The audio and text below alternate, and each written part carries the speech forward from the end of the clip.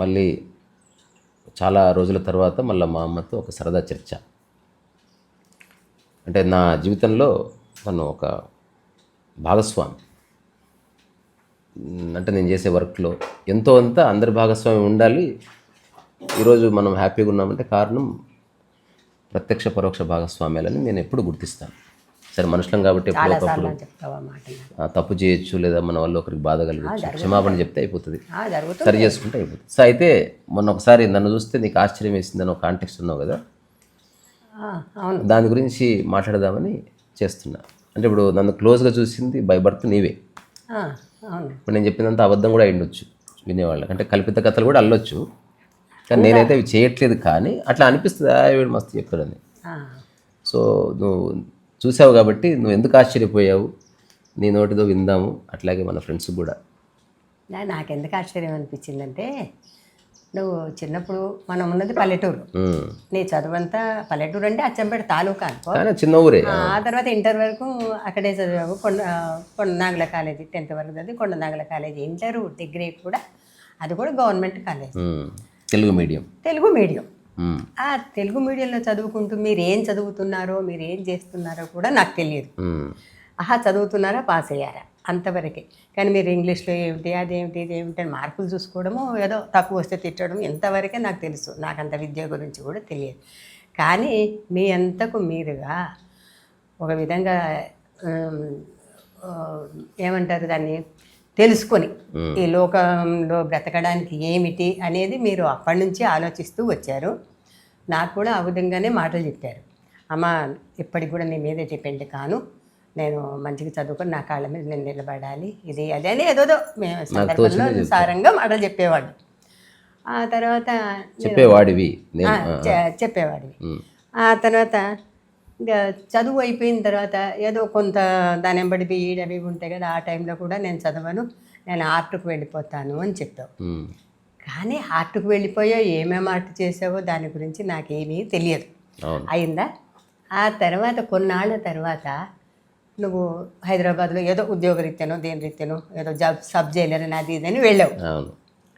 వెళ్ళిన తర్వాత సరే అప్పటిది అది వదిలిపెట్టి, ఆ తర్వాత నువ్వు ఇంగ్లీషు నేర్చుకుంటున్న విధము నువ్వు ఎప్పుడైనా మైబూర్కి వచ్చేవాడి, స్నానం చేసి వచ్చినాక కానీ, భోజనం చేసి కూర్చున్నా కానీ, పడుకున్నా కానీ, ఇప్పుడు చూసినా చిన్న అవేంటివి ఏమంటారు వాటిని, డిక్షనరీలు, చిన్న పెద్ద ఒక 3-4 సైజులు డిక్షనరీలు ఉండేవి నీ దగ్గర.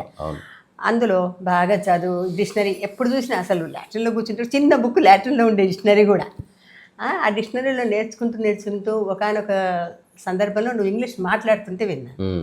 ఇట్లా కూడా నేర్చుకోవచ్చా ఇంగ్లీషు అని కూడా అనుకున్న తర్వాత ఇంగ్లీషు మాట్లాడడం చేయడము, తర్వాత నలుగురిలో తిరగడం, ఇవన్నీ ఇంకా రాను మధ్యలో చాలా జరిగాయి అనుకో. నువ్వు మాయం కావడము ఇవన్నీ చాలా జరిగిన తర్వాత నువ్వు ఒక విధంగా ఒక స్టాండర్డ్ వేసుకుంటూ, అది వేసుకుంటూ, ఆర్ట్ వేసుకుంటూ, ఏదో పోర్ట్రైట్ వేసుకుంటూ, అవి ఇవి ఇంకా ఏదో అన్నీ వేసేవాడివి. అవన్నీ నాకు రావు చెప్పడానికి ఇప్పుడు. అట్లా ఎట్లనో అట్లా విధంగా బాగానే ఉన్నావు. ఆ తర్వాత 2011-10 ఆ ప్రాంతంలో అనుకుంటా, నాకు జ్ఞాపకం లేదు, ఒక శాండార్ట్ 2012లోనో 13 శాండార్ట్. నేను ఇంకా అప్పటికి 2012కి ముందే మాట, 2012లో నువ్వు శాండార్ట్ కోసం ఇంట్లో అది పెట్టి అప్పటికప్పుడు నువ్వు ఇసుక తీసుకొచ్చి, అయితే నేను ఇసుక కూడా ముంబై నుంచి తీసుకొచ్చా నీకు, సన్న ఇసుక. అదేమో తర్వాత నేను చేస్తున్నాను తెలిసి అది కూడా 2010లోనే నేను ముంబై పోయి. సంవత్సరాలతో పనిలే. సరే, ఓకే. ఎవరికి గుర్తుంటుంది సంవత్సరం? అవునవును, నాకేదో గుర్తున్నాయి అన్నాను అనుకో. ఆ తర్వాత శాండార్ట్ వేయడము, ఇంకా మేము ప్రోగ్రామ్ చూడడం అంత అయింది. కానీ ఇంగ్లీషు అనర్గళంగా మాట్లాడడం అనేది నాకు ఇప్పటికీ ఆశ్చర్యమే. నేను చదివిపించింది ఆఫ్టర్ ఆల్ స్కూల్లో, ఆఫ్టర్ ఆల్ కాలేజీ, అది ఉన్నది మనకు అక్కడ, అదే ఉంది. అందులో నేను చదివి ఈరోజు ఇంత 10 మందిలో నువ్వు ఒక గొప్పవాడిగా నిలబడ్డావు అంటే, కోట్లు చదివిపించిన కొడుకు కంటే కూడా నువ్వు నా కొడుకుగా చాలా గొప్పవాడు. నేను అడిగింది ఎందుకు ఆశ్చర్యపోయినావని. ఇది మామూలే కదా అంటున్నా. ఇది మామూలు కాదు. ఆఫ్టర్ ఆల్ కాలేజీలో చదివిన పిల్లలు, ఇంగ్లీష్ మీడియం చదివిన పిల్లలే మాట్లాడలేకపోతున్నారు ఇంగ్లీష్ కాకుండా. ఇంగ్లీష్ ఒక్కటే కాదు అంటే ఇంగ్లీష్ బాగా మాట్లాడతారు, సరే, కానీ జీవన విధానం బాగా, జీవన విధానము ఇప్పుడు నేను చేసే పనులన్నీ అవసరం ఏం లేదు. ప్రతి ఒక్కటి నువ్వు మంచి పనే చేసావు కదా. శాండార్ట్ వేయడము, ఆర్థికంగా నిలబడము, నన్ను చూసుకోవడము, తర్వాత ఇంకొకటి వద్దే వద్దు ఈ సంసారం వద్దు, బెడ వద్దు అన్నవాడి ఒక సంసారం పెట్టుకొని ఆ కుటుంబాన్ని ఇటు నన్ను అందరితో ఇంత సఖ్యతగా ఉంటూ, మా వల్ల నీకు ఏదైనా కోపం వచ్చినా కూడా ఇంత తొందరగా నువ్వు ఆ కోపంలోంచి బయటపడతావు అంటే నేను కూడా ఈ మధ్య నేర్చుకుంటున్నా. కోపంలోంచి బయటపడేది, కోపాన్ని మొయ్యడము, అరిగించుకోవడము లోపల ఏమీ లేదు. అది నరాల్లోకి ఎక్కాల్సిన కోపం వస్తే ఒక గంట సేపు ఊరుకుంటాను, ఎక్కువ కోపం వస్తే, లేకుంటే 5 నిమిషాలలో పోతుంది నాకు. నిన్ను చూసి నేర్చుకునేది, నీ వల్ల నాకు అలవడిన అలవాటైన కోపాన్ని దిగమింగడం కాదు, బయటికి కక్కేయడం. ఒక మాట వస్తే కక్కేయడము, దాన్ని మర్చిపోవడం నేర్చుకున్నాను. ఎవరితోటి కాదు, ఎవరితోటైనా సరే, ఎవరైనా కోపాలు పెట్టుకొని మాట్లాడకపోతే అది వాళ్ళ ఇష్టం, అది వేరే మాట. ఇంత నీకు ఈ మైండు, ఈ కోపంలో కూడా నువ్వు శాంతంగా ఉండడం, అందరికీ ఓపికగా 1కి 10 సార్లు సదిరి చెప్పడము, నాతో సహా. నేను చిన్నపిల్లని కాదు, నేను ఒక చిన్నపిల్లనే రేపు రావడానికి, ఇంకా పసిబిడ్డను. నేను కూడా నేను సతాయిస్తా అప్పుడప్పుడు. నాకు అది కావాలి, నాకు ఇది కావాలి, నాకు అది చేయవెందుకు, నువ్వు నాతో మాట్లాడవెందుకు, నువ్వు 3 రోజులు వాళ్ళకి నువ్వు అమ్మ అని పొద్దున్న సాయంత్రం 2 సార్లు పిలుస్తున్నావు, ఓసారి అమ్మ అని కూడా నువ్వు చాయ్ దే అంటావు. ఇలాంటివన్నీ నేను అప్పుడప్పుడు నేను వ్యతిరేక. అంతకు మించి నీ వల్ల నేను ఏం రా నాకు 1,00,000 రూపాయలు ఇవ్వకపోతుంది అంటే అవి అవసరం లేదు. డబ్బు లేకుండా బ్రతకం కాదు, ఉన్న డబ్బు సరిపోతుంది. నాకు డబ్బుతో పని లేదు, ఉన్న డబ్బు చాలు.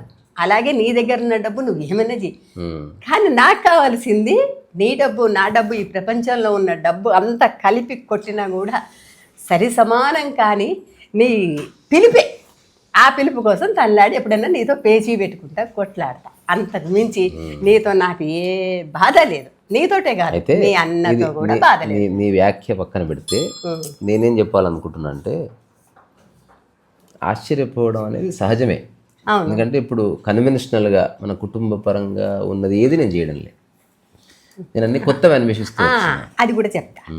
ఆ డిగ్రీ వరకు ఎల్కేజీ తర్వాత ఇవి అవన్నీ ఏం లేవు. 1వ క్లాస్, 2వ క్లాస్, 3వ class, 10th class, 7th, 8th, 9th శిశు మందిర్లో చదివావు. ఆ తర్వాత డిగ్రీలు అన్నీ తెలుగు మీడియమే. కానీ ఆ చదివిన చదువు నువ్వు చేస్తున్న ఈ వృత్తికి ఎలాంటి సంబంధము లేదు. అది కూడా నేను నీకే కాదు, ఏ విద్యార్థులకు దాంతో సంబంధం లేదు. చదివిన చదువుకి చేస్తున్న ఉద్యోగానికి కొంచెం లింక్ ఉంటే ఉండొచ్చు, ఇంజనీర్లకు, డాక్టర్లకు కాదన్నది. కానీ చదివిన చదువు అవసరం పడేది ఇంత అయితే చదువు ఇంత ఉంది. ఆ చదువు బర్డెను మోసి అట్లాంటి బర్డెను నువ్వు తొందరగానే తప్పించుకున్నావు. నేను ఇప్పుడు చదువు అనేది ఉద్యోగం కోసం కాదు. ఇప్పుడు నేను నా బెడ్ పక్కన 6 పుస్తకాలు ఉంది, ఈ వారం 10 రోజులు చదవాలనుకున్నవి. రాత్రి పడుకునే ముందు పొద్దున్న లేచి అర్ధరాత్రి నిద్ర రాకపోతే చదువుతాను. సో ఈ చదువు వేరే. తర్వాత నువ్వు కానీ సరే, మీ అన్న కానీ మీ నాన్న కానీ ఎవరో ఇష్టమైన పుస్తకాలు పడతాయి. కానీ నీది మీ అన్నది పుస్తక సంభాషణ నాకు బాగా ఇష్టం. అంటే ఆ కవి ఏం రాశాడు, ఈ కవి ఎట్లా చమత్కరించాడు, ఆ కవి ఎట్లా చలోక్తి విసిరాడు అనే సంభాషణ మిమ్మల్ని ఎప్పుడు విన్నా అదే జరిగింది. కానీ ఇంత పుస్తకాలు రాయడము, తర్వాత పుస్తకంలో నుంచి ఏ పుస్తకంలో ఏముంది, ఎప్పుడు ఏ సంభాషణలో ఎవరు ఏమడిగినా నాలిక మీద ఉన్నట్టే జవాబిస్తావు కదా. నాకు ఉంది కొంచెం కొననాలిక మీద జవాబు ఇచ్చేది, కానీ అమ్మో నీ దాంట్లో చూస్తే 10% కూడా లేదు నా దగ్గర. నేను చాలా గొప్పదాన్ని అని కొనాలనుకున్నాను, కానీ నీ ముందు నేను ఆవగింజంతో కూడా గాను. కానీ చాలా వాక్చతులు ఎలా అబ్బింది నీకని ఆశ్చర్యపోతుంటాను. అంటే సరే, ఇప్పుడు నేను చేతను ఒక టాక్ చేసినాను నిన్న సాయంత్రం, నీకు గుర్తుందా బేటా? సద్గురుది ఏందది? ఏది సాధ్యం కాదు అది చెయ్యకు, ఏది సాధ్యమో తప్పక చెయ్యి.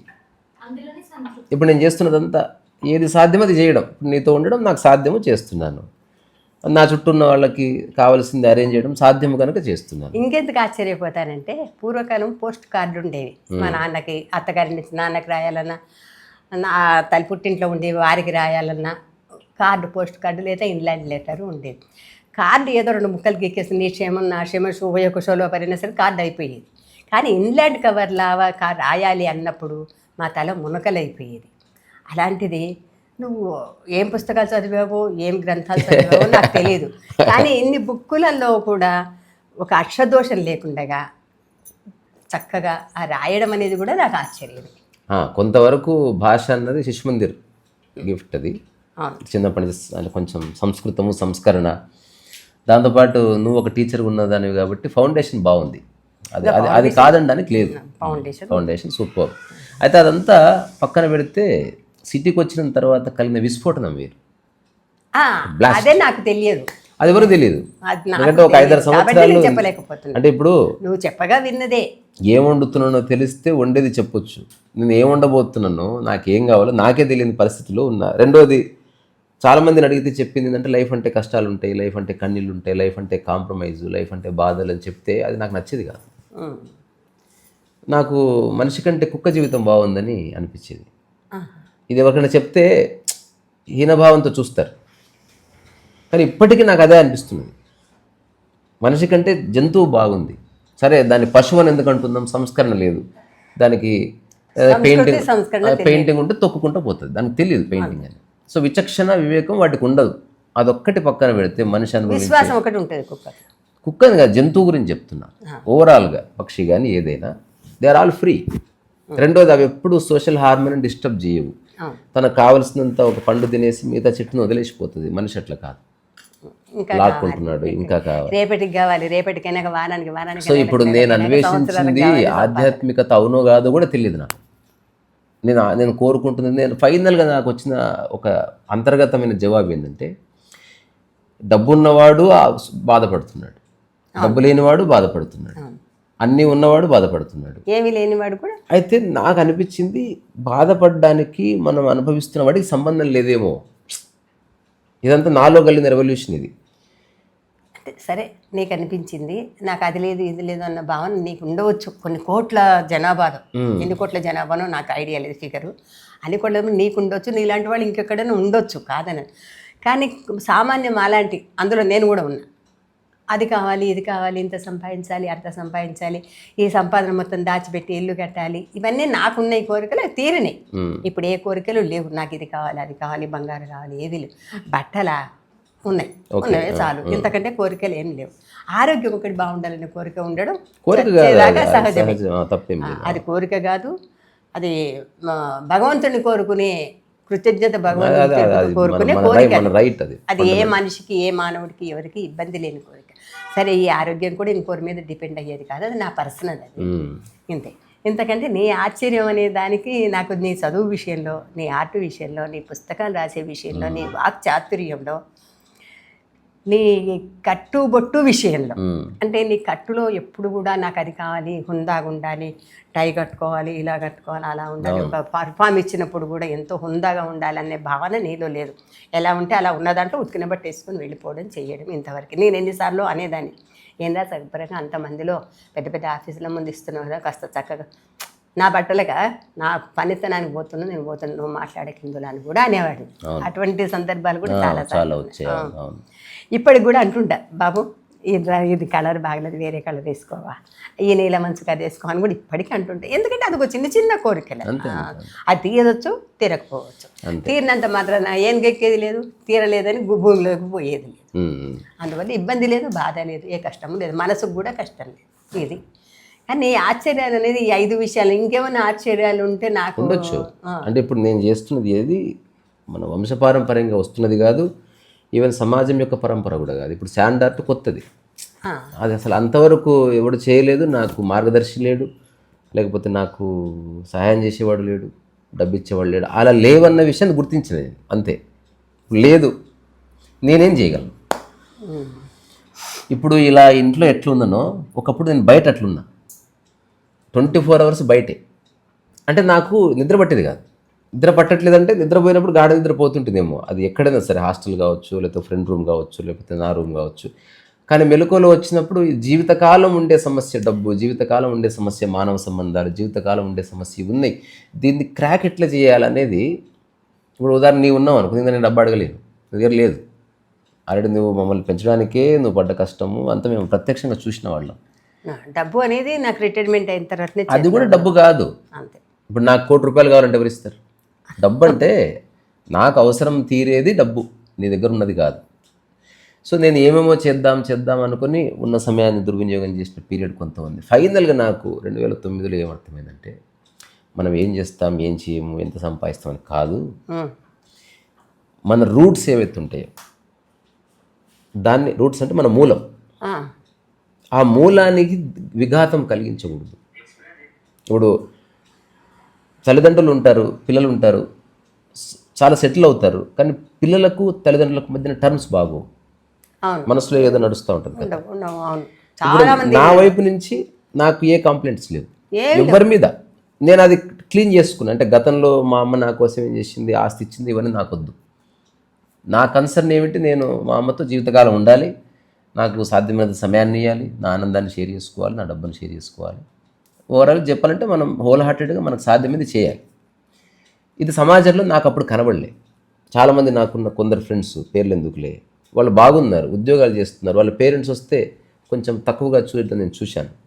వాళ్ళు చదువుకోలేదు, పల్లెటూరు నుంచి వచ్చారు, ఈ ఊకే మా ఫ్రెండ్స్ ముందు అడిగే వదలవో, నాకు నచ్చేది కాదు. నేను కొంతవరకు ప్రొటెస్ట్ చేసేవాడిని. అరే నువ్వు ఆమె నుంచే బయటకు వచ్చినావు, సరే నువ్వు చదువుకున్నావు కాబట్టి కొంత నాలెడ్జ్ ఉండొచ్చు, కొంత ఇంగ్లీష్ మాట్లాడవచ్చు, అంత మాత్రం చేత ఆమె రెడిక్యూల్ చేస్తే ఎట్లా, వాళ్ళ గురించి వదిలే, మన కర్మ బాలేగా ఊర్లో పుట్టిన అనేవాళ్ళని కూడా చూసినా. సో ఇవన్నీ చూసి నాకు ఓవరాల్గా ఏం అర్థమైంది, మనం జీవితంలో సక్సెస్ అవ్వడం అంటే డబ్బు పరంగా కాదు, మనం ఎక్కడ ఉంటున్నామో, ఎవరితో ఉంటున్నామో వాళ్ళకి మనకు మధ్యన ఒక సామరస్యం కుదరడం. సో ఇప్పుడు నేను నిరంతరం చేస్తున్నది సామరస్యం కోసం ప్రయత్నం చేస్తున్నా. నేను ఒకరి మీద అరిచినా దాని అర్థం కోపం కాదు. ఇప్పుడు ఉదాహరణకు ఒక మెకానిక్గా టపా టపా అని బండిని కొట్టి ఓపెన్ చేసినట్టు నేను ఒక్కొక్కసారి ఒక అరుపును ఉపయోగిస్తానేమో. అంటే ఒక హ్యూమన్గా అంతకంటే ఏం చేయలేదు, అంటే ఎంతైనా దూరమే ఉండాలి. కొట్టుకోవడము, విసురుకోవడము అదంతా పశు ప్రవృత్తి, మనకు అక్కర్లేదు అది. అందుకని నాకున్న లాస్ట్ రిసార్ట్ ఏంది, కొందరు వాయిస్ రేజ్ చేయడం, అంతకుమించి నా దగ్గర ఏ వెపన్ లేదు. ఆ వాయిస్ రేజ్ చేసినప్పుడు నేను భయపడతాను. ఇంత గట్టిగా అరిస్తే తెలుసు ఏమన్నా అవుతుందో, నేను ఎందుకు బేసికల్గా అరుస్తారు? కంట్రోల్ అవ్వక కాదు, ఎట్లాగో అట్లా నేను చెప్పాలనుకుంటున్నా, ఎదురు వ్యక్తికి కన్వే చేయాలనుకుంటా తప్ప నాకు ఇబ్బంది పెట్టాలని ఉండదు. సో నా ఎగ్జిస్టెన్స్ వల్ల నేను ఒకటి నిర్ణయించుకున్నా చాలా ఏళ్ళ క్రితం. సరే, ఇంకొకటి ఇది ఒకటి చెప్తా. నేను ఒకటి ఏం నిర్ణయించుకున్నా అంటే, నా ఎగ్జిస్టెన్స్ అంటే నేను ఉండటం అన్నది ఎవరికి బరువు కాకూడదు, బాధ కాకూడదు, ఇప్పుడు బరువు కాలే అని నేను నిర్ణయించుకొని దాని ఆధారంగానే నేను నా జీవితాన్ని నిర్మించుకున్నా. తర్వాత నాకు స్వేచ్ఛ ఉండాలి, తర్వాత నేను అనుకున్నప్పుడు నిద్రపోగలగాలి. సో నా మనుషులు ఎవరైతే ఉన్నారో, అంటే క్లోజ్గా ఉన్న వాళ్ళు ఎవరైనా, వాళ్ళతో ఉండాలి. నాకు ఉండడం ఇష్టం మాట్లాడడం కంటే కూడా. నా దృష్టిలో ఫ్యామిలీ అంటే ఆల్రెడీ ఒకరికొకరు పరిచయం కదా, ఏం మాట్లాడుకుంటారు. అందుకే పని పెట్టుకుంటా, ఏదో పని వల్ల. ఇప్పుడు యూట్యూబ్ వల్ల నీతో మాట్లాడుతున్నా, ఏదో కారణం చేత ఒక మిష అవసరం, అట్లా అందుకనే చెప్తున్నా. మన 2010లో నువ్వు స్టాండర్డ్ వేసి వచ్చాక నాతోటి ఏమన్నావు, అమ్మ మేము మనకి ఇంకా డబ్బుకి ఏం కొదవలేదు, ఈ విధంగా నువ్వేం చేసి అంటే ఇంక ఈ 2 ఏళ్ళు ఎన్నాళ్ళు ఉద్యోగం చేస్తావు, ఉద్యోగానికి రాజీనామా ఇచ్చేసి మేము హైదరాబాద్లో ఇల్లు తీసుకుందాము, ఉందాం పదా అన్న. అంటే ఇన్నేళ్ళు 17 సంవత్సరాలు చేసి ఇంకా 2 సంవత్సరాలు అయితే రిటైర్మెంట్ ఉంది నాకు. అవును. అయితే నా లక్ష్యం కూడా నా మనసులోనే ఉంది, నీతో చెప్పలేదు. ఇల్లు 2 రూమ్ల ఇల్లు కట్టుకోవాలి, కిరాయి ఇంట్లో ఉండడం కాదు కదా, నా మనసులో ఉన్నది మనసులో పెట్టుకొని 2000 రిటైర్మెంటే కానీ రాను అని చెప్పిన. రిటైర్మెంట్ అయిన తర్వాత మళ్ళీ నేనే ఫోన్ చేశాను నీకు, నాన్న నేను రావాలనుకుంటున్నానంటే ఇప్పుడు కాదు అని. 2013 అబద్ధచ్చిపోయింది గుడెవ. అప్పుడు వచ్చిన తర్వాత కూడా అప్పుడు కూడా నువ్వు అక్కడి నుంచి ఎటో జంప్ అయినావు, మరి అమెరికా పోయిందో 2013లో మళ్ళీ నువ్వు అమెరికా వెళ్ళావు. 13లో ఒకసారి, 15లో ఒకసారి, 16లో ఒకసారి అట్లా వెళ్ళావు. 13లో అక్కడి నుంచి అంటే 25వ తారీఖు అయిపోయిన తర్వాత వెళ్ళిపోయావు కదా. వెళ్ళిన తర్వాత వచ్చిన తర్వాత ఏం చేసావు, ఫోన్ చేసావు, అమ్మ నువ్వు ఎప్పుడు వస్తున్నావు అని.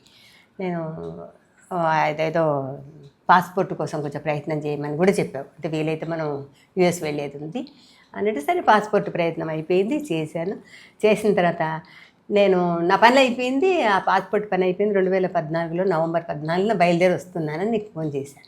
ఎక్కడికి రావాలంటే యశోద హాస్పిటల్ మలక్పేట కన్నా.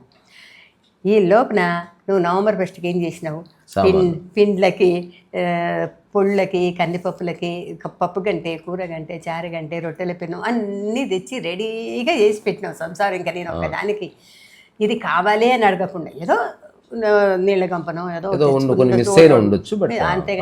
అన్నీ రెడీగా పెట్టినావు. అసలు ఒక ఆడ మనిషి కూడా ఇంత తల్లికి కావాల్సిన చెయ్యదేమో. కొత్త పెళ్లి కూతురు వచ్చినా, కొత్త కోడలు వచ్చినా, ఎవడు వచ్చినా కూడా ఇంటికి వెళ్ళాలి కానీ అప్పుడు ఒకటి ఇప్పుడు కొనుక్కొచ్చుకోవడం కానీ ఇంత పర్ఫెక్ట్గా నాకు కావాల్సినవన్నీ ఇట్లా ఎన్నిసార్లు డబ్బాలు చూసినప్పుడు అంతా అనుకుంటాను, ఇంత పర్ఫెక్ట్గా ఆలోచన రావడం అనేది ఇప్పటికైనా నాకు మోస్ట్ ఇంపార్టెంట్, అంటే ముఖ్యమైన, అన్ని ముఖ్యమైనవే, అందుకంటే ముఖ్యమైనది నాకు కిచెను, భోజనము, ఆ తర్వాత కూరగాయలు కొనుక్కొచ్చుకోవడం నాకు చాలా సెలబ్రిటీగా అనిపిస్తుంది ఈనాటికి. అంటే సంసార జీవితం ఎంత బాగుంటుంది, వైబ్రెంట్గా అట్లా కూరగాయల షాప్కి వెళ్ళొచ్చు, అట్లా పిల్లల్ని తీసుకొని వాళ్ళకి బయట పెట్టలేదు. సరే నేనేదో కూరగాయ తెచ్చిన, అమ్మ ఈ కూరగాయ కాదమ్మా నేనేమో తెచ్చుకో, ఇప్పటి నుంచి నువ్వు కూరగాయలు తెకు నేనే తెస్తాను. అప్పటి నుంచి ఆద్యం వరకు 90% నువ్వే తెచ్చావు. ఎవ్రీడే వాక్ చేసుకుంటే నేనేం చేసేదంటే ఇది రేపటికి, ఇది ఎల్లుండికి ఫ్రిడ్జ్ ఉంది కదా, ఇది చిన్న ఫ్రిడ్జ్ కదా, ఇవన్నీ ఉన్నాయి కదా అని చెప్పి అన్నీ ఇన్ని తెచ్చేదాన్ని. ఇంకా ఆ పద్ధతి ఊరికే డబ్బులు వేస్ట్ అవుతాయి అని చెప్పి అనుకున్నాను ఏమో. నా వల్ల ఎవరికి పూట పూట ఇబ్బంది నువ్వే ఉండొద్దు, తెచ్చేవాడివి, ఎప్పుడు కూడా నా వల్ల ఎవరికి బాధ కూరగాయలు ఉండొద్దు ఎక్కువ అన్నది. తేకుండగా నాకు ఇదంతా దేనికో తెలుసా, సామరస్యం చెడకూడదు, నా వల్ల ఒకరికి ఇబ్బంది ఉంటుంది, నా వల్ల ఒకరికి బాధ ఉంటుంది అన్నది అది అట్లా హృదయంలో అట్లా నాటుకుపోయి ఉన్నది, ఈనాటికి ఉంది. తర్వాత చాలా మంది అనుకుంటారు ఎందుకు వీడు అని ఎత్తికేసుకుంటాడు, నాకు అట్లా అనిపించదు. ఇది నాకు ప్రకృతి కల్పించిన ఒక బాధ్యత, లెట్ మీ డూ ఇట్. ఏమవుతుంది ఇంకొకటి అల్టిమేట్గా ఇప్పుడు మనం చిన్నప్పుడు జీవించిన జీవితంతో పోలిస్తే మళ్ళీ తిరిగి ఆ జీవితానికి పోవడం నా క్షణంలో పని. రెండోది పోలే కూడా ఏ బాధ లేదు, అంటే ఏమీ అక్కర్లేదు నాకు, ప్రస్తుతం నా మనసు అక్కడ ఉంది. కాదు, అప్పుడు డబ్బు లేకున్నా ఎంత నింపాదిగా నాతో బడికి పోనని పేచీలో ఇదోతో పెట్టుకుని ఎంత నింపాదిగా ఉండేవాడో, నాకు పొద్దున్నే ఎంత కాఫీ చేసి ఇచ్చి చేయడం ఇవన్నీ చేసేవాడు మనం విడిపోయాక. అవును కానీ ఇప్పటికి అదే నింపాదిగా ఉన్నావు, నాన్న నాకు కొంచెం టీ చేసి అంటే ఇప్పుడు లేచి చేసిస్తావు. అవును, కానీ నేను నిన్ను చేయను, నేనే చేసిస్తాను నీకు. అది వేరు, but I'm ready to work. అది అంటే నేను మళ్ళీ చెప్తున్నా, నేను నవంబర్లో నేను రాకముందు కూడా చెప్పావు, వచ్చాక కూడా చెప్పావు సేమ్ డైలాగు. నువ్వు అక్కడికి వస్తున్నావు అంటే తిని కూర్చోవడానికి కాదు, నీకు తిని కూర్చోవాలనుకుంటే ఎక్కడైనా ఉండొచ్చు, ఇక్కడ పని చేస్తేనే తిండి నా దగ్గర అని అమ్మ అని మొహం చూడకుండా 1కి 4 సార్లు చెప్పావు. 10 సార్లు అనకూడదు, 4 సార్లు చెప్పావు. తినడానికి తిండి తినాలి అనుకుంటే ఆ రోజు నువ్వు పని చేయాలి, పొద్దుట్లేచి పని చేస్తేనే తిండికి అర్హత ఉంటుంది నీకు అని చెప్పావు. అదేవిధంగా పని అంటే మరి చేస్తూనే ఉండగానే ఇల్లు ఉడుస్తున్నా, వాకిలు ఉడుస్తుంటే అది పని కాదు, అది ఎవడైనా చేస్తాడు, నేను కూడా చేశాడు వాడు నొక్తా. ఏదైనా నలుగురికి నువ్వు కొత్త పని చేయాలి అంటే నేను నేర్చుకోవాలి, ఏదో ఒకటి కొత్తది. పుస్తకం రాయి, ఒక ఇంగ్లీష్ నేర్చుకో, ఒక ఆర్ట్ వెయ్యి, ఏదన్నా ఒకటి చెయ్యంది మాత్రం నా దగ్గర ఉండడానికి వీల్లేదు. సరే అని చెప్పి ఆర్ట్ నాకేం రాదంటే సరే ఇంకా ఆ విషయం ఎన్నోసార్లు చెప్పాను. జీరోలే అంటే ఆ జీరోలే వేయమని, ఆ జీరోలతోటి నీ పుణ్యం అని నీ ఎగ్జిబిషన్ కూడా చేస్తే నీ ఉత్సాహాన్ని నాకు ఉత్సాహంగా మారి ఒక టానిక్ లాగా మారి ఇప్పటికీ ఇంకా వెయ్యాలనే ఉత్సాహాన్ని చూపిస్తుంది. జీవేచ్ఛ ఇంపార్టెంట్, అంటే మనం జీవించాలన్న ఒక స్పృహ కోల్పోవద్దు. అసలు నిజంగా చెప్పాలంటే రిటైర్మెంట్ అయినాక ఏం చేయాలి, శ్రీశైలం వెళ్ళిపోయాను 10 రోజులు. నేను అంటే బెంబేలు ఎత్తిన వినాలంటే ఉద్యోగం పొద్దున్న తప్పించుకొని సంసారం తప్పించుకొని ఏదో పోయినా వచ్చిన అందరిలో పని ఇంత పెత్తనం ఇంత అట్లా చేసేసాడు. గవర్నమెంట్ అసలు పని ఏముంటుంది, ఆడుతూ పాడుతూ పోయి ఇచ్చిన. ఇంట్లోనే విసుగుచ్చేది నాకు, ఇంటి పనితోటి విసుగుచ్చిపోయింది. ఆఫీస్కు చక్కగా రిటైర్మెంట్ చేసిన ఎక్కడికి పోయినా, ఆఫీస్ రిటైర్మెంట్ అయిన తర్వాత కూడా 5-6 రోజులు పోయినా డ్యూటీకి, ఉండబుద్ధి కాక. కానీ ఇది కాదురా అని చెప్పి కొంచెం పెన్షన్ కాగితాలు సమర్పించి శ్రీశైలం వెళ్ళిపోయి 8 రోజులు ఉండొచ్చు. అక్కడి నుంచి వచ్చాక మనసు అక్కడ దిటవు చేసుకున్నా శ్రీశైలంలో. నేను ఇక రిటైర్మెంట్ అయినా, నేను ఇంకా ఉద్యోగానికి వెళ్ళే పర్లేదు, దీనికి మార్గం ఏమిటి అని ఆలోచించాక సరే ఇంకా నీది ఉండనే ఉంది, ఇంకా నువ్వు చెప్పిన మాటలని ఇంతకుముందే చెప్పా. వచ్చిన ఆర్ట్ బిగిన్ చేసిన దానికి కూడా ఆర్ట్ కూడా ఎన్ని విధాల చీవాట్లు తిన్నాను ఆ భగవంతుడికి. ఏదో ఒక పని ఉంటే ఎక్కడేం పెట్టాలో తెలియక, ఎక్కడేం చేయాలో తెలియక చాలా చక్కగా ఒక చిన్న పిల్ల సాధిస్తామని కాదు, మనం ఏదో పని చేయాలి, అది ఓకే, అది ఓకే. సమయాన్ని సద్వినియోగం చేసుకోవడం, ఈ ఊరికే కుటుంబ విషయాలు పక్కవాడి గురించి అట్లా ఆలోచించకుండా ఏదో పని ఉండాలి మనసుకు చేదానికి అని నా ఆలోచన. అది చెప్పే ప్రయత్నం, అంతకుమించి పని ఒక్కటే మార్గం. పని అంటే మళ్ళీ అది ఉద్యోగం అయితేనేమో స్ట్రెస్. అంటే ఇంకొకటి ఎవరికెవరు స్ట్రెస్ ఉంటుందో కానీ నాకే స్ట్రెస్ లేదు. ఉద్యోగం ఇంకా 20 ఏళ్ళు అది వేరు, నువ్వు నీ అదృష్టవశాత్తు ఆ ఉద్యోగం ఉంది. అదే ఉద్యోగాల్లో స్ట్రెస్, ఇప్పుడు అన్న చేస్తున్న జాబ్లో కొంత స్ట్రెస్. నాది చిన్న జాబ్ కదా, అందువల్ల నాకు స్ట్రెస్ లేదు. అంటే అయితే ఇప్పుడు వాళ్ళు అందుకునేవాళ్ళు, పై వాళ్ళు తీసుకునేవాళ్ళు. అదే నువ్వు ఆశ్చర్యపోవడంలో పెద్ద ఆశ్చర్యం ఏమీ లేదు. ఎందుకంటే ఆబ్వియస్లీ ఇప్పుడు నువ్వు నీ నుంచి బయటకు వచ్చి నేను క్రియేట్ చేసినంత నువ్వు చేశాను, కానీ అహంకారం ఏమీ లేదు. అది నాకు సాధ్యమైన చేశాను కాబట్టి నేను క్లెయిమ్ చేసుకోవట్లేదు. రిటైర్మెంట్ అయినాక ఎంతో మంది వంగిపోయి గండ్లు కనపడగా ఇట్లా అయిపోతారు. నేను ఇంకా గట్టిగా ఉన్నాను, నీ ప్రోత్సాహం ఇంకా ఎన్నేళ్ళు గట్టిగా ఉండదలుచుకుందాం. 150 ఏళ్ళు ఉందాం, ఇంకా ఎన్నేళ్ళు ఎందుకంటే 50 వెయ్యి మన ఏళ్ళైనా మానసిక కానీ సమస్యలు ఇంత ఉన్నవాడే గట్టిగా ఉన్నానంటే అది నీ ప్రోత్సాహం. మానసిక సమస్యలు ఉన్నవాడే పోవాలనుకుంటాడు.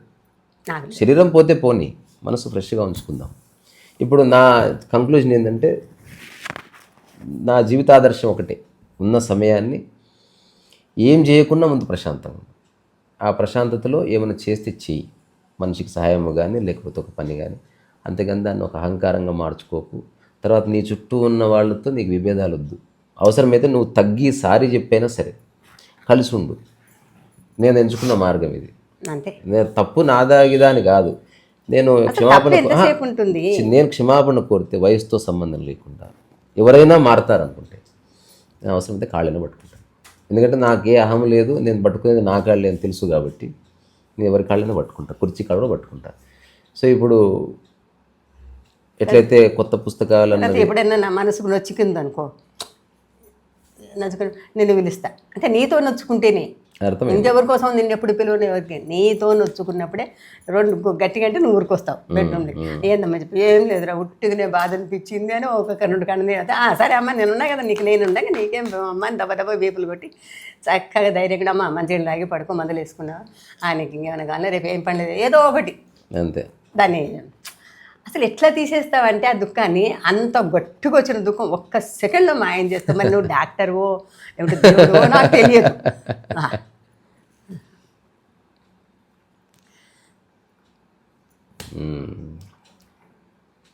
ఇంకా క్వశ్చన్ ఏమీ లేదు. ఇప్పుడు ఇంకా సమయం చాలా ఉంది నాకు. దాంట్లో నేను ఓన్లీ 20% కూడా ఉపయోగించలేదు ఇంకా ఎవ్రీడే. ఇంకా 20% ఉపయోగించలే, ఇంకా ఇంకా చాలా ఉంది సమయం నాకు. ఇప్పుడు నేనేం చేయాలి? ఇప్పుడు మనం లాంగ్ జర్నీ చేయాలనుకో, కారు బాగుండాలని ఉందా? ఇప్పుడు నా ఇల్లు నా కార్ అనమాట. అందరూ ప్రయాణికులు. నేను నా వాళ్ళతో సామరస్యం లేకుండా, నేను ఇంట్లో ప్రశాంతంగా లేకుండా బయట ఎవరెస్ట్ మీద జెండా ఎగరేసినా అది ప్రపంచం కోసమే. మళ్ళీ ఇంటికి వస్తే నీకు నచ్చదు. అందుకని సో ప్రస్తుతం వెరీ క్లోజ్ టు మీ ఎవరైతే ఉన్నారో ఫస్ట్ వాళ్ళతో నాకు సామరస్యం కోరడం కోసం ట్రై చేస్తూ ఉంటుంది. నాకు ఎప్పుడు ఉంటుంది ఆ ఎరుక.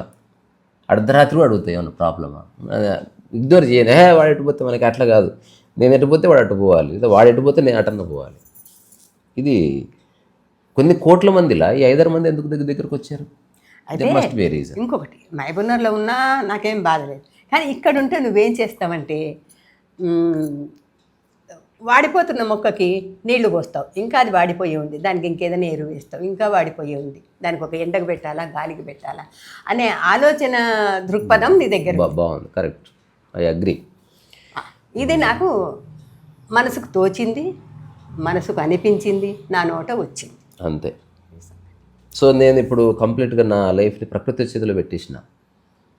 2009 నుంచి I'm not bothered about anything. నేనైతే నీ చేతిలో పెట్టాను అంతే. నాకు మంచిదే, అంతే.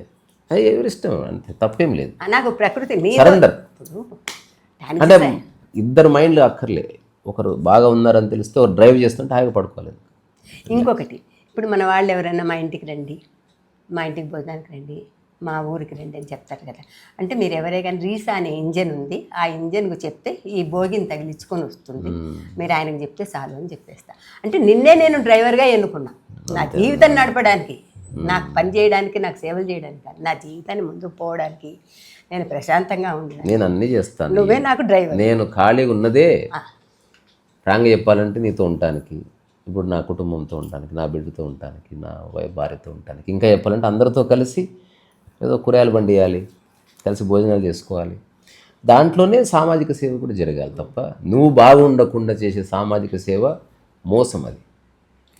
అది నువ్వు నాతో అరగంట, గంట, 20 నిమిషాలు ఎంతసేపు మాట్లాడాలి లెక్క మాత్రం లేదు, తెలుసు. కానీ 2 సెకండ్లు నా దగ్గరికి వచ్చి అమ్మ నా బ్యాగ్ నిద్రపోతుంది ఇట్లా అంటే చాలు, నాకు ఇంకా మర్నాడు ఒక్కసారి మర్చిపోతాను, గుర్తు మర్చిపోతే నేను ఉన్నా కదా, తేనుకొండిలాక నేను ఉంటా. ఇప్పుడు ఆత్మదర్శనం పుస్తకం మా అమ్మ అక్కడ మంచం మీద కూర్చుంటే ఆ అమ్మ ఎదురు చెప్పడం మర్చిపోయా. అది ఫస్ట్ నేను రాసిన చేతిరాత పుస్తకం. అంతకుముందు నోట్స్ ఆఫ్ మిషన్ రాసిన, అది మా అమ్మకు తెలియకుండా జరిగింది. సో ఆత్మదర్శనం కంప్లీట్గా మా అమ్మ ప్రజెన్స్లో రాసిన బుక్ అనమాట. తర్వాత ఇప్పుడు రాబోయే రోజుల్లో వచ్చిన ఆటోబయోగ్రఫీ, నిజానికి ఎవడో చాలా గొప్ప గొప్ప సాధిస్తే ఆటోబయోగ్రఫీలు రాస్తారు. నేనేం సాధించలేదు లైఫ్లో, నేను హ్యాపీగా ఉన్నా. ఇది ఒక హ్యాపీ మ్యాన్స్ ఆటోబయోగ్రఫీ. అంటే అరే బాబు ఆనందానికి దీనికి సంబంధం లేదురా డాడీ అని తెలుసుకొని నా ఆటోబయోగ్రఫీ అంతా మా అమ్మతో ప్రూఫ్ రీడింగ్ చేయించాను. ఇంకొకటి, ఎంతమందో చాలామంది ప్రముఖులు ఉన్నారు, పెద్ద పెద్ద పండితులు ఉన్నారు, చాలామంది ఉన్నారు, ఎంతమందో ఎన్నెన్నో చెప్తున్నారు. నువ్వు ఒక పండితుడివి కాదు, ఒక విద్వాంసుడు. నాకే పాండిత్యం లేదు. లేదు. నీకు కనీసం వేదం కూడా మేము నేర్పించిన బ్రాహ్మణులు ఎత్తాం కానీ మనకు వేదం కూడా తెలియదు. అలాంటి వాడివి నువ్వు ఏదో నీకు తోచింది మంచో చెడ్డో చెప్తున్నావు, అది నాకు కూడా ఇష్టమే.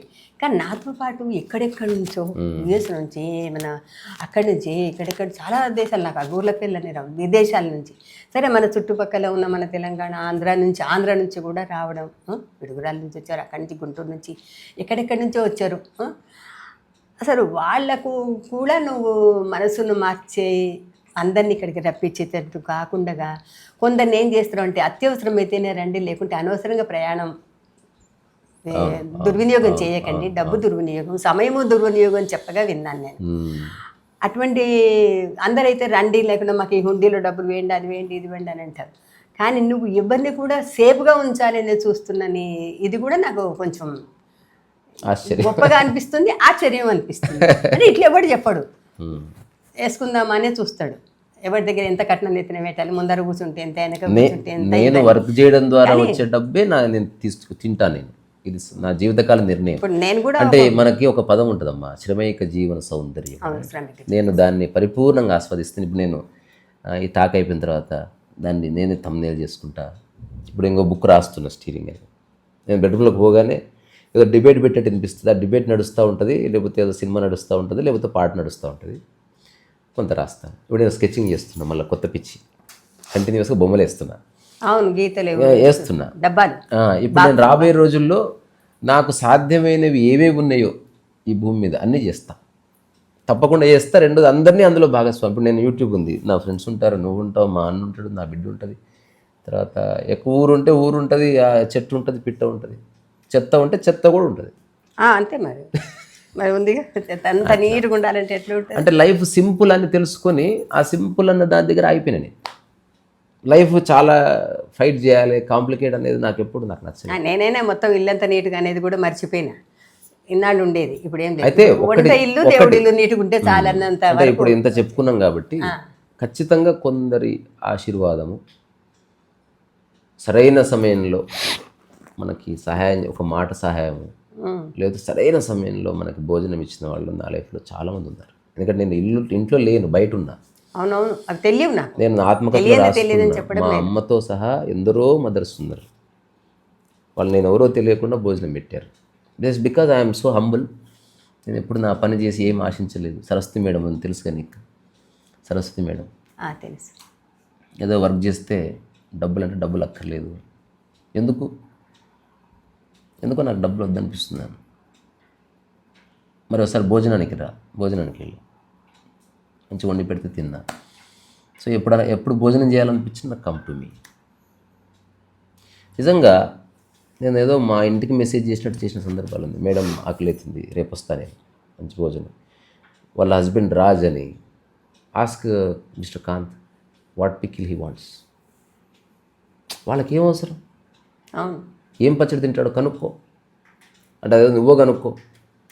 Mister Kanth what pickle you want, will prepare for you అంటే, నేను కూడా అలాంటిది ఏమి లేదు సార్ అని మొహమాటం ఏది లేకుండా, అవునా గోంగూర పచ్చడి, అప్పడం రేపు, ఓకే నేను కూడా నా పనులన్నీ అడ్జస్ట్ చేసుకొని రేపు between 12 to 1 will SIT together. Time అంటే టైమే. నేను వెళ్ళేసరికి భోజనం అంతా రెడీ ఉండేది. అనవసరం నా లైఫ్లో అనవసరం మాటలు లేవు. నేను ఎప్పుడు కుటుంబ విషయాలు ఒకరితో చర్చించలేదు, ఒకరి కుటుంబ విషయాలు నేను అడగలే. ఎందుకంటే నాతో చర్చించినంత మాత్రాన వాడి కుటుంబ సమస్యలు తీరు. ఇప్పుడు నా దగ్గర డబ్బు లేదని నీతో 100 గంటలు మాట్లాడినా డబ్బు రాదు. డబ్బు లేకపోతే డబ్బు సంపాదించాలి, ప్రశాంతత లేకపోతే ప్రశాంతత కోసం ప్రయత్నం చేయాలి, లేదని బాధపడ్డం కాదు. అది ఎక్కడ ఇవన్నీ జీవన సూత్రాలు. కొందరు పుస్తకాల ద్వారా నాకు చెప్పిన వాళ్ళు ఉన్నారు. కొందరు ఎవరో గాలివాటున నా ఎదురుగా కూర్చున్న బస్సులో ఇద్దరు మాట్లాడుతుంటే వాడు పక్కవాడికి చెప్తున్నాడు లైఫ్ అంటే ఏందో. నేను వెనుక కూర్చొని విన్న సందర్భాలు ఉన్నాయి. నాకు సంబంధం లేదు అది. ఆ తర్వాత ఓషో ఒకసారి చెప్పాడు, నా పూనా ఆశ్రమంలో తన చిన్న గదికి ఒక తోటమాలి ఉండేవాడు. ఎప్పుడు మంచి అందమైన గులాబీలు అట్లా. సో ఒకసారి ఒక పూల మొక్క తీసుకొచ్చాడంట, అదొక రేర్ బ్రీడ్. సో ఆ పూల మొక్క ఆ రోజుల్లో ఓషో ఎగ్జాక్ట్ చెప్పాడు 500 అని చెప్పాడు. అసలు ఒక పూల మొక్కకి ఇప్పుడు కూడా 500 అంటే తక్కువ, సరే ఎక్కువ. ఆ రోజుల్లో ఎప్పుడు 1990 ఆ ప్రాంతంలో, 1980 ప్రాంతంలో 500 అంటే that must be a special flower. అదేందో నాకు ఆ డీటెయిల్స్ చెప్పలే. ఏమన్నాడంటే చుట్టుపక్కల ఇళ్లలో ఎన్నో పూలున్నా ఈ ఫ్లవర్ని చూడడానికి సాయంత్రం పూట జనాలు వచ్చేవాళ్ళు. Be like that flower. ఇంకొకటి, ఇది ఫ్లవర్ బాగుందని చూడడానికి వచ్చేవాళ్ళ సంగతి. ఒక బుద్ధుడిని చూడడానికి చాలామంది వస్తారు. రెండోది, ఇప్పుడు ఫ్లవర్ పాయింట్ ఆఫ్ వ్యూ, అది ఏమీ కష్టపడట్లేదు, గులాబీతో అది అంతే దానికి. అట్లా ఉండు నువ్వు, రేరుగాను ఉండు, ఆ రేరిటీ నీ స్వభావం అని తెలుసుకో. ఇట్లా చెప్పినప్పుడు నేను ఎక్కడో చీకటి గదిలో ఏకాంతంలో, అరే ఎంత బాగా చెప్పాడు అసలు, దీన్ని మనం లైఫ్లో అనుభవించగలమా? ఈ ఆధ్యాత్మికత, ఈ గ్రంథాలను ఉత్త ఫిలాసఫీనేనా? అది మనం అనుభవించగలమా? అసలు నాకు సాధ్యమేనా? అట్లాంటి పుట్టుకనే అది. తర్వాత నేను చాలా ప్రశ్నలు వచ్చాయి. అంటే దీనికి ఏమైనా జన్మ వృత్తాంతం ఉంటుందా, గత జన్మ సుకృతం ఉంటుందా? ఫైనల్గా నాకు తెలిసింది, ప్రకృతి నియమాలకు గత జన్మ సుకృతం లేదు, అసలు జన్మనే లేదు, ద్వారా గత జన్మ లేదు. జస్ట్ లైఫ్ అనేది ఒక కొనసాగింపు. దీన్ని హాయిగా జీవించాలి. నువ్వు హాయిగా లేని నీ సంపద, నీ పరపతి, గత జన్మ ఉందో లేదో తెలియదు, మళ్ళీ జన్మ ఉంటుందో ఉండదో కూడా మనకు శరీరానికి అవన్నీ తెలియదు. కానీ ఇప్పుడు ఉన్నంత కాలం మనిషి చేసినంత కాలం, డబ్బు ఉన్నంత కాలం మనిషిని చూస్తూ చేతగాని అవసాన దశలో ఎంతో మంది ముసలోళ్ళని తీసుకుపోయి బయటపడేయడము, ఆశ్రమాల్లో పడేయడము, తిండి పెట్టగా సతాయించడము, వాళ్ళు తిన్నాక మిగిలింది పెట్టడము, ఇట్లా ఎన్నో కుటుంబాల్లో జరుగుతుంది. అది మనము నేర్చుకున్న విజ్ఞానమో, మన మనస్తత్వమో, మనమంతా ఒకటే తింటాము, ఒకటే విధంగా ఉంటుంది. ఏవో ఏవో మనకు అవ్వ కూడా ఉంది కదా, అవ్వ ఉంది, నేనున్నా, మీరున్నారు, ఇంతమందికి కూడా మనకి ఎలాంటి డిఫరెన్స్ లేదు. ఒకవేళ ఉన్న వేటి విషయాల్లో భోజనం విషయంలో మాత్రం అందరం ఒకటి. అది ఒకటి, ఆకలి భోజనం అనేది ఒకటి అనే సూత్రం ఈ ఇంట్లో ప్రజెంట్గా ఈ క్షణం వరకు, ఏ క్షణం వరకైనా ఉంటుంది. ఇంకా మిగతా ఏమైనా ఉంటే ఎవరి వాళ్ళకి స్పెషల్ కావచ్చు, అది వేరే విషయం. నేను అంత సృష్టించి ఉండవచ్చు, కానీ దాని మీద నాకే హక్కు లేదు. ఎవడు ఏది ఎంట తీసుకుపోవడం అంత పిచ్చిదంతా. అందుకని ఏదున్నా అర్థం చేసుకునే అర్హత ఉన్న వాళ్ళకి. ఇవాళ పొద్దునే దేనికో అన్నాను నేను, బంగారం అది ఎన్నాళ్ళైనా దాచిపెట్టుకోవడానికి కదా, ఏదో విషయంలో అన్నాను, పండ్ల విషయం తింటాను. ఆహారం మాత్రమే ఆ పూటకు చాలు అనిపిస్తుంది, ఆనందం అనిపిస్తుంది, చక్కగా ఉంటుంది. ఆహారాన్ని మాత్రం తిని తీరవలసింది, ఎవరికి నచ్చింది వాళ్ళు. ఎవరి పండు ఒకవేళ నాకు నచ్చింది ఏదే కానీ ఎవరికి నచ్చిన వాళ్ళు. ఆహారం వరకు మాత్రం ఎవరి ఇష్టం వాళ్ళది. టీ కూడా ఆహారమే, ఏదైనా కూడా ఆహార పానీయాలు మాత్రం ఎవరి ఇష్టం వాళ్ళే. కొందరు మందు తాగి తృప్తి పడవచ్చు, కొందరు నీళ్లు తాగి తృప్తి పడవచ్చు, కొందరు ఇంకేటి తాగి తృప్తి పడవచ్చు. ఆహారంలో కూడా కొందరికి వంకాయ కూర ఇష్టం ఉండదు, అది అందరూ తింటారు, ఇష్టం ఉన్న ఎక్కువ తింటాడు. నేను మన టాక్ ముగించే ముందు చివరికి ఒక ఎవరికి అర్థం కాని మాట చెప్తా, దాన్ని వివరించను, అర్థం కాని మాట చెప్తా, చూద్దాం ఎవరికి వాళ్ళు ఆలోచించుకోండి. నీవు ఉన్నావు కాబట్టి నేనున్నాను, నీవు ఉన్నా లేకపోయినా నేనున్నాను. మళ్ళీ చెప్పు. చెప్పను ఇంక అంతే. నీవు ఉన్నావు కాబట్టి నేనున్నాను, నీవు ఉన్నా లేకపోయినా నేనున్నాను. మరి ఉన్నావు కదా, అట్లా ఉంటావు కదా. అంటే నేను ఆనందమైతే సర్వదా ఉన్నాను, నేను ఈ సశరీరంతో ఉంటా, అది నీవు కారణం. కాబట్టి రెండు రకాలుగా నేను ధన్యుణ్ణి. I'm so blessed with everything I have. నాకు ఏ మానసిక సమస్య పిల్లలు నా భగవంతుడు నాకు ఇచ్చినందుకు నేను అట్లా భగవంతుడి కృతజ్ఞత తెలుపుతూ నేను సర్వదా ధన్యవాదాలు. నాకు కూడా మంచి పిల్లల్ని ఇచ్చినందుకు నేను భగవంతుని కృతజ్ఞత తెలుపుతున్నా. అంతే, ఇంత మంచి పిల్లలు ఏ తల్లిదండ్రులకు ఉన్నారా? నాకు ఇచ్చాడా ఇప్పుడు ఆ డైలాగ్, నాకున్న బిడ్డ ఏ తల్లిదండ్రులకు ఉన్నారు, ఏం బెటా, అవునా కదా? కొట్టు. నీకున్న పిచ్చి అంటే ఏం పిచ్చి? పని పిచ్చి. ఈ ఏమంటారు, ఎంతో పుణ్యం చేసుకుంటే తప్ప ఇట్లాంటి ఒక మంచి సంతానము దొరకదు, కలగదు. సో అందుకని ఇట్స్ నాట్ అబౌట్ ఫిజికల్, అంటే మనం కనడం అన్నది కాదు, వాత్సల్యం అన్నది చేతన నా పట్ల చూపించేది. కానీ సో అందుకని నేను మైత్రికి రుణపడి ఉన్నా ఈ విషయంలో. మా అమ్మతో ఒక అన్ఫిల్టర్డ్ కాన్వర్జేషను, తర్వాత ఐఎమ్ సో హ్యాపీ. ఇప్పుడు అంతా ఎవరెవరమో కానీ అందరం ప్రకృతి పరంగా ఒక్కటే. దాంట్లో delete బేటా సముద్రం అలలను మెయింటైన్ చేస్తుందా? అదే నా జవాబు. నేను ఏది మెయింటైన్ చేయలేదు, నాకు ఏ స్ట్రెస్ లేదు, నేను ఎవరిని ఉద్ధరిస్తలేను. నన్ను నేను ఉద్ధరించుకుంటూ దాన్ని జస్ట్ షేర్ చేస్తున్నా. ఇష్టం ఉన్న వాళ్ళు తీసుకుంటారు, లేకపోతే తీసుకోరు, అది వాళ్ళ ఇష్టం. ఇది మా అమ్మతో ఒక సరదా and very heart felt conversation. So ఇక్కడ ఒకసారి మా ఫ్రెండ్స్ అందరికి బాయ్ చెప్పు. మళ్ళీ కొంతకాలం తర్వాత మళ్ళీ ఏదన్నా సందర్భం వస్తే మళ్ళీ మాట్లాడుకుందాం. అది టాటా, బాయ్ బాయ్.